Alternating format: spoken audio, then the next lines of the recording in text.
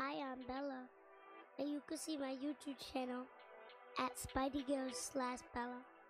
You are listening to WNAH LP 103.5 FM, New Haven, streaming live on Facebook, YouTube, Twitter. Follow us, and yeah.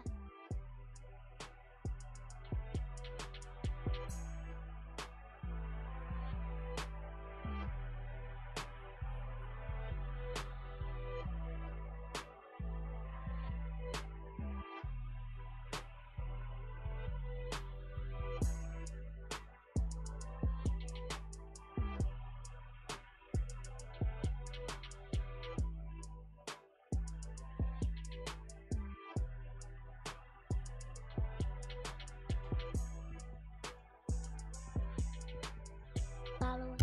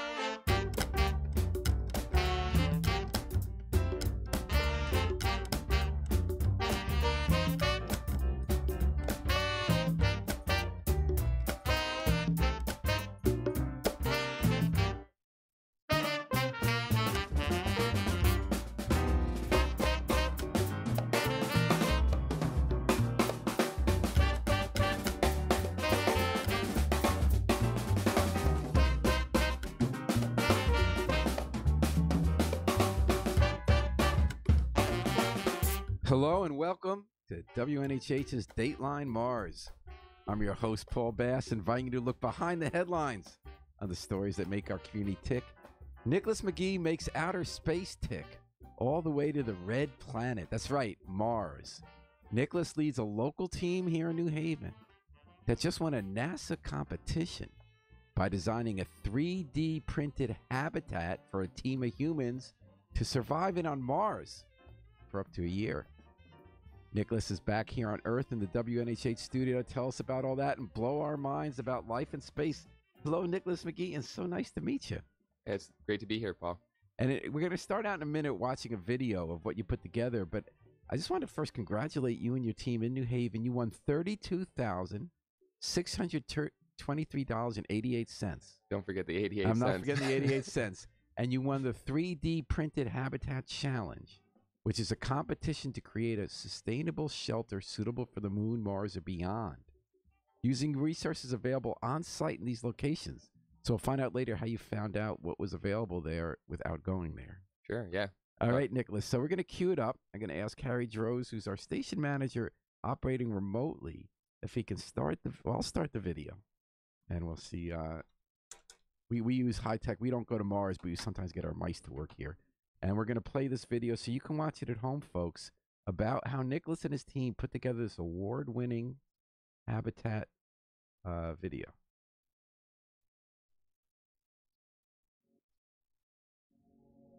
There you go. Welcome to the Mars Incubator. This habitat is created primarily from Martian materials for efficient construction and provides a safe and robust environment for human life on Mars. It consists of 4 distinguished volumes separated into functional zones. The first volume is a vestibule for entry and surface deployment. The second and primary volume contains lab space, crew amenities, and life support systems.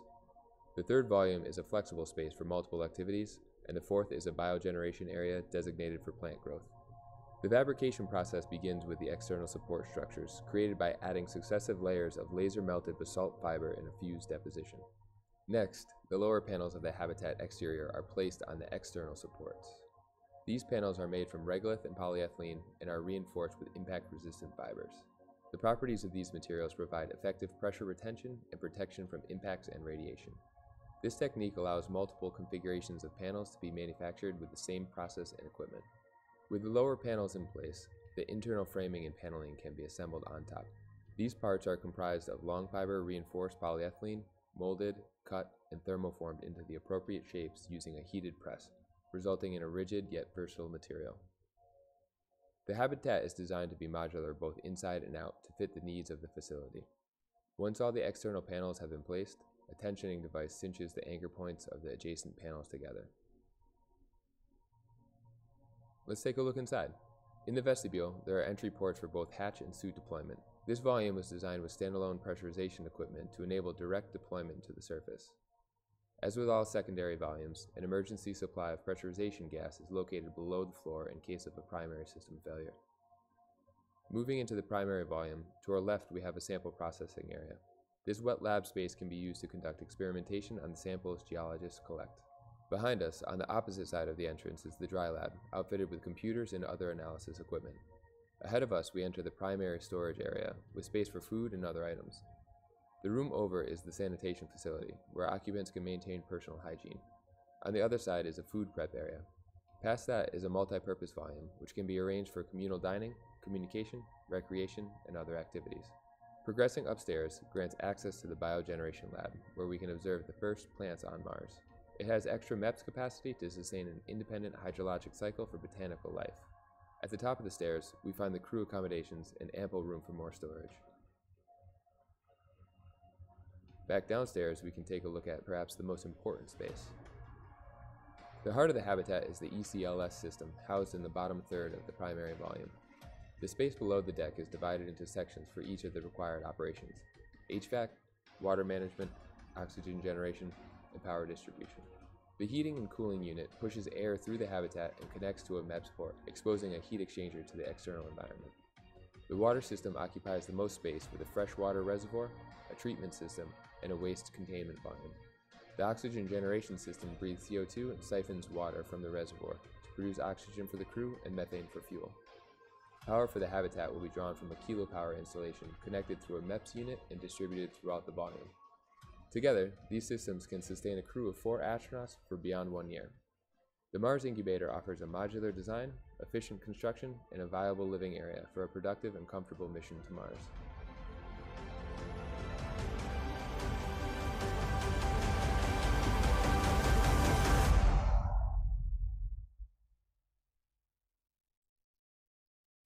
All right, well, welcome back to Earth, folks, from Mars. You're listening to Dateline Mars on WNHH-FM, your home for community radio. You're often watching Dateline New Haven on this, but today we have a special edition. Because what you just watched was a presentation from Nicholas McGhee and his team about the habitat, the 3D printed habitat they built for a shelter that could last a year on Mars. And they just won an award from NASA, $32,000, $32,653.88. Now, my first question to you, Nicholas, what's up with the 88 cents? It's got to be, a remainder, right? They didn't round up. I split the prize. We split the prize between 3 teams, and so that that dollar amount was based on our scores relative to the other 3 teams that placed. Because you did Mars, another team did the Moon, right? I think most of the teams were focused on Mars development, primarily because that's one of the easiest planets to obtain resources. Is that because there is maybe water on Mars?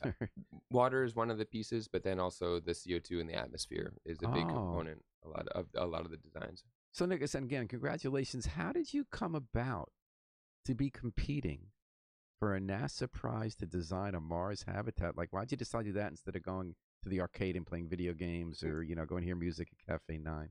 I mean, I still like playing video games and listening to music, but I'm really passionate about human spaceflight. I really like the idea of humans venturing out into the beyond. And why do you like that? Just exciting new frontiers, new ways of thinking and living. Yeah, I mean, exploring the new, right? Like, and pushing the boundaries too, like seeing how far we can go. How far can we take this thing? And I kind of feel there's an element to all the space exploration and the serious money, I guess, people like Jeff Bezos and others are putting into space exploration. This idea that we could somehow escape all the problems of Earth and create starting all over Mars, which sounds to me like a science fiction disaster. Yeah, I mean, colonize, forget climate change, forget war. We'll just go to Mars and everything will be fine. The escape mentality is, I don't know how valid that is. I mean, Mars is a harsh place. I mean, the average temperature on Mars is 80 degrees below zero. Ooh. So it's not really it's not for the faint of heart, right? It's not like life on Mars is ever going to be easier than life here on Earth. So to picture it as like this oasis that we're gonna venture to.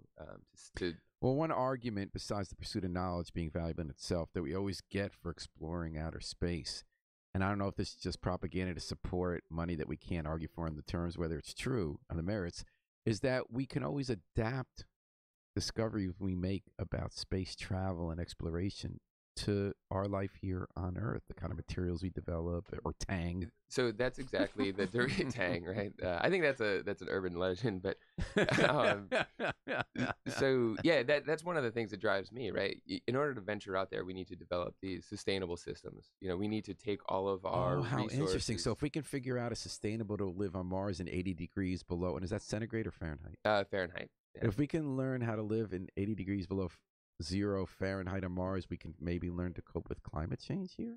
That's one of the realities of it. Yeah. So let's dial back now. So you've lived in New Haven. You tell me you've been hanging out here for years. After college, you like New Haven, and now you're living on a boat at City Point year round. And we got to talk about that habitat. You're really into habitats. How did you start getting involved in this project? How did you find out about it, and how did you start doing it?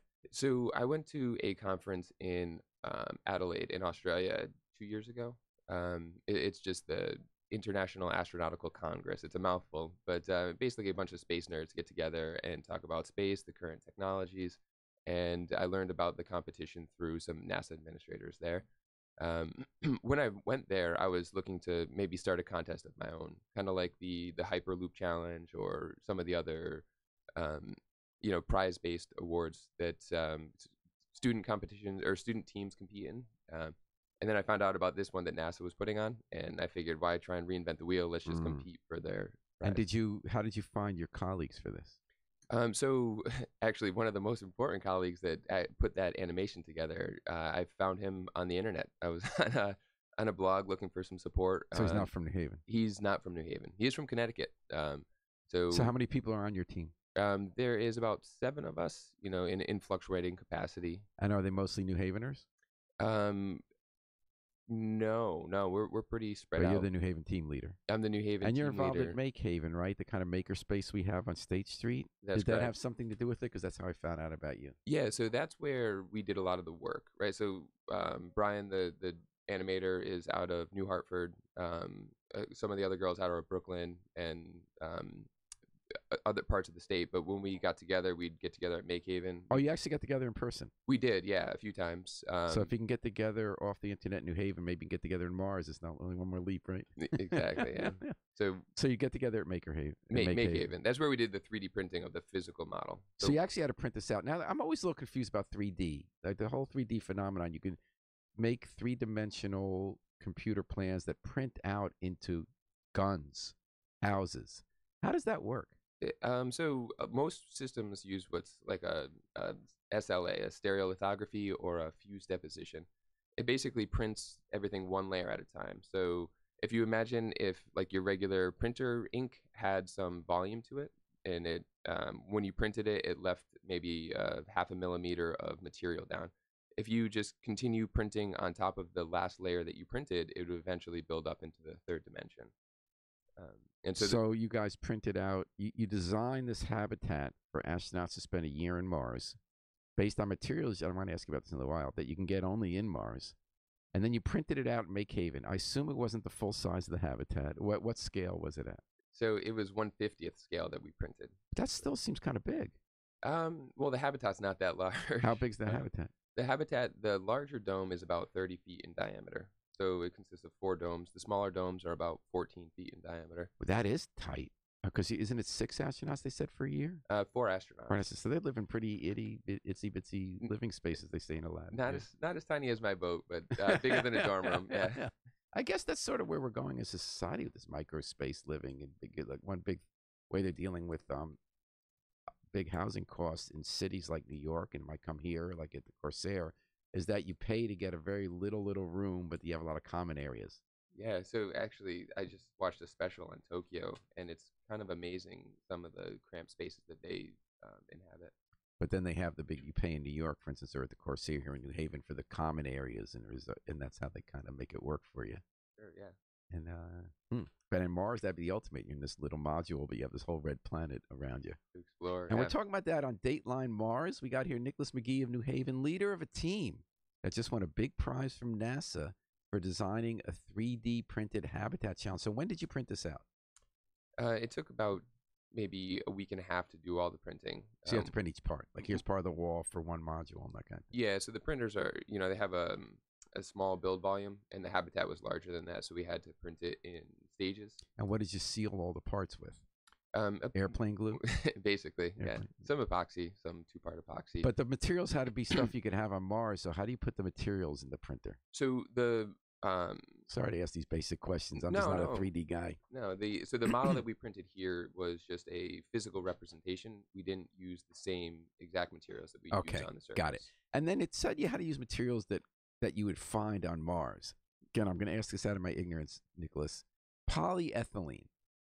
Isn't that a form of plastic? It is, yes. Is there plastic on Mars? We don't think so.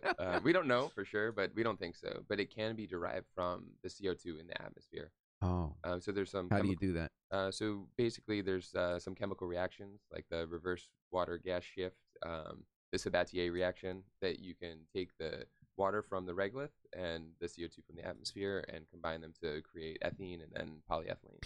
And again, I'm so ignorant here. I thought plastic came from oil. It can, but it can also come from things like corn or... Right.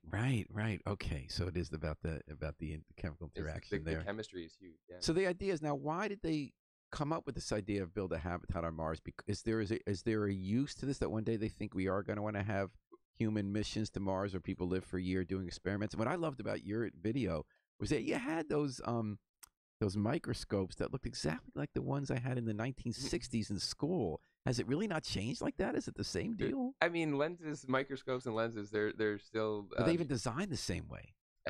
Those actually... I mean, they're just a standard microscope for processing, looking at the same rocks that you might have looked at as a kid. We know very little about the surface of Mars, so we're going to be doing some pretty basic and rudimentary science when we get up there. So the idea is that there is a use for this. They wanted you guys to be part of this search to how to build a 4-module station for people to live for a year. And will they go crazy living in a small space together? Or I guess they're going to go out on Mars too, right? They're going to go out on Mars. They're going to be out there, exploring and collecting samples. And I mean, these guys are professionals and they're trained, and we've done tons of studies. It's kind of like reality TV too. Like, will they have hookups and stuff like that? Probably. Because you had a common eating area there. Yeah. Do they have their spacesuits on? Not inside the habitat, no. So there's oxygen. There is, yes. And you're able to create that on Mars? Yes, yeah. How? From water that we find. So ideally, So you are convinced there's water on Mars, because they said that definitively there's signs of ice and things like that. Yeah, there is water on Mars. The quantity and dispersion of it is still, under debate. And it will be for a while, I think. God, that's so interesting. Would you like one day in your lifetime, do you think people will be using your module? I'd like to think so. When we were designing it, we were kind of thinking like this is going to be the standard 4x8 sheet of plywood for Mars. It's the standard panel. So you have 4 panels in this deal. You got a primary panel and then a biogeneration panel, which I'm guessing creates all the energy. No, that's more for environmental. It's for the growing plants. Growing plants for the astronauts. Is the idea that you want to introduce these plants to Mars, or you think there are plants on Mars because there's water and therefore you'll grow them and study them there? So we'll grow and study them there, right? So there's 2 reasons for that. One is to actually see how plants react in the low gravity environment. Additionally, we want the astronauts to have something that they can foster and feel good about.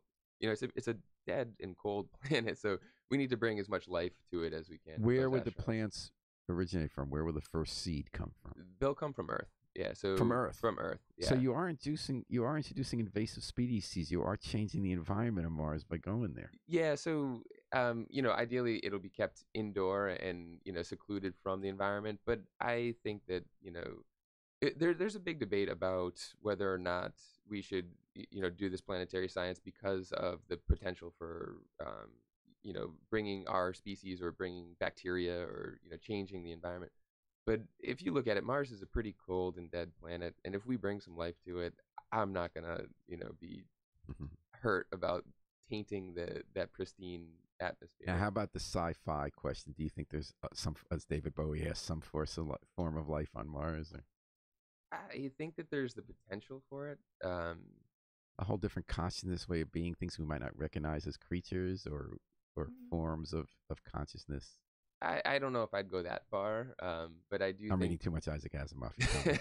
No, not too much. There's no such thing as too much Asimov. But no, I think that there's a chance for microbial life. I don't think there's a much possibility for intelligent life. Might there be intelligent life somewhere else in the universe that would be aware of where we were going? Or is this just getting too crazy? No, I think that there's a possibility, yeah. All right, you're listening to Dateline Mars, often known as Dateline New Haven on other days here on WNHH FM. We're visiting today with Nicholas McGhee, who just won this big award from NASA. And now you're competing for an $800,000 prize? So that's a little unclear. Actually, May 1st through 4th in Peoria, there's a head-to-head subscale structure print competition. Oh, I would love to be competing in that. That was the original goal. So there's 2 tracks to this competition, the virtual track and the construction phase. And unfortunately, we didn't win any funding in the first level, which would have kind of enabled us to build a team to compete in the construction phase. Mm-hmm. And so that press release that NASA put out is a little misleading. We're not actually competing for the 1/3 scale. However, we do intend to continue on and try and make this habitat a reality. And I want to get back to that in the end. But first, I want to ask you about being a space nerd. Have you always been a space nerd? Like, no, did you grow up loving Star Wars and stuff? No. I mean, I grew up in rural Connecticut, running around, playing in the pond. You said with East the frogs. Heartland? East Heartland, yeah. I've never been there, I think. Not many people have. Is it nice? Yeah, it's very nice. Yeah, it was a great childhood. So you like nature? I do. I love nature. Yeah. Maybe that's the root here. When did you become a space nerd? Or are you not a space nerd? I guess, I let my desire to go to space override my professional career when I left Champlain College, where I was studying graphic design, and with the attempt to go back and study engineering. So I left maybe sophomore year of college. I was studying art, and I wanted to interact with my environment and learn more about how humans impacted this planet, and then how we could get to the next planet. So this happened while you were in college? While I was in college, yeah. And then you became a space nerd since then. You've worked in aerospace, right? That's correct. And how old are you now, Nicholas? 32. All right. And you ended up in New Haven, you said, because it was a fun place to hang out. Your friends were here. Why did you decide to live on a sailboat in City Point? I think it was a financial decision. I had student loans that I was trying to pay down, and I also had this boat that I love the boat, but it needs a lot of work. So, it's just trying to optimize my, cash situation. But you lived in East Heartland. I'm imagining you didn't have a boat. I purchased the boat while I was living in, I guess, either in East Heartland or Enfield, Connecticut. Okay. I was working up that way. So with the Hartford, the river up there, Connecticut River? Or? The Connecticut River does. You could probably get, depending on the tides, almost to Enfield. Okay. But it'd be tricky navigating. But where would you take your boat? Where do I take it? Or so I sail all through the Long Island Sound. Okay. Actually, the trip I'm planning this summer is I'm heading out to Rhode Island. Wow, very nice. The Newport Folk Festival. Oh, yeah. I haven't been there in decades. Man, I've been trying to get there for still Ben and Jerry? Who? Ben and Jerry used to host the folk festival. No, I don't believe so. Okay, back when I used to go. Yeah. Ben and Jerry. Okay, good. So you brought your sailboat to New Haven, and you live on City Point. Where do you dock it? At Pequannock Yacht Club. Okay. Now, how much does that cost you? So the dues are... I mean, it's cheaper than living in an apartment? Definitely, yeah. I think all in I pay about $4,000 annually for the slip and for storage. And is it weird living there? Do you feel safe? Oh, yeah, I feel completely safe. And like last night there were high winds. Does that affect you? No, it's just kind of nice that it rocks you to sleep. Oh, very nice. How about big storms? I mean, if they're really big, we'll haul the boats out of the water because the flooding and stuff. We want to make sure they're safe, but that's rare. In the 7 years that I've had the boat, that's happened maybe once. Have you lived in the boat 7 years? No. What did you do in the big snowstorm when they predict the big snowstorm and you live in this boat? What do you do? I hang out on the boat. It's nice. actually kind of cozy. You see this tiny home. How many square feet? Well, it's 33 feet long, 9 feet wide. But it's it is not anywhere near 300 square feet. Can you have friends over for dinner? Yeah, I can actually. I really enjoy doing that in the summertime, like taking the boat out. I've got a grill on the Oh, back of okay. it, so you can grill up burgers or vegetables, whatever. Very nice. Yeah. So that's what you're doing on Earth. But now we're going to talk again about what you're going to do on Mars. Have you been following there was a recent revisiting of the biosphere project they had in the desert out west. Do you remember where they tried to create an artificial habitat to understand that kind of went awry? But now people taking a second look and saying maybe there are valuable lessons we can learn from that. Were you following that at all? And is that relevant to the work you're doing? It is relevant. I have not been following it. I've been pretty engulfed in this competition and other aspects of developing this initiative. But I was looking. So at the end of the month, they're flying me to Peoria, Illinois, and I was thinking about driving all the way down to Biosphere down in Arizona because it's such an interesting. Do they let people go in and look? I'm not. There's definitely like visitor center. I don't think you can go into all of the spaces Because there, the but- link I see is creating an artificial environment to try to replicate what conditions might be like if you have to either be camped out on Mars or here if there's a climate catastrophe. Yeah, so there are a lot of analog studies that happen, including the one in Hawaii or up in Siberia. The one in Arizona, I'm not sure it's going to be the most practical for replicating Mars-like conditions, but it can definitely be used to replicate the structures and the habitats that we'll build there. So, Nicholas, what's going to happen in Peoria when you go to this award? You're just going to get the award and the money? No, so I'm flying out a few days before. I'll be there for the whole construction phase of the competition, and I'll be there to there'll be student groups and tours going through, and so I'll explain to them our design, and I'll Oh, so you can exhibit it? Yeah, so we'll exhibit the structure that we created. They'll play our video, and we'll. And are you going there it. alone or with your whole team? I believe I'm going there alone. Are you the leader of the team, the organizer of it? Yeah. And what's your goal there? Like, have you gotten the money yet, or is that No, we haven't gotten the money yet. Yeah, so. What are you gonna do with the money? So I'm gonna sprinkle a little bit on the teammates, pay back some of the the costs that we incurred. Well, how much did it cost you? So we spent about $5,400. Actually, I probably 88 cents. I know that down to the cents too. Well, one of the parts of the competition, we had to track all of our expenses and submit that on a monthly report to NASA, and so it was $5,470 and some cents. $5,470. Okay, we'll round it. Sure. And so that gets you down to 27 around. And then how much is going to go to you folks just as a prize, and how much is it going to go back into this project? So I think so after paying back all the expenses, I think there's going to be about $10,000 that goes to the team. Evenly? No, not evenly. Okay. You can divide up the 10K among 7 people. 6, because I am not going to take a prize out of this. You're not? Why not? For all the time you put in? Well, I think that the more responsible thing to do would be to continue the growth of the initiative, and so I'm going to use the money to fund that as opposed. So that's $17,000. So what are you going to do with that? So we're looking at purchasing some equipment.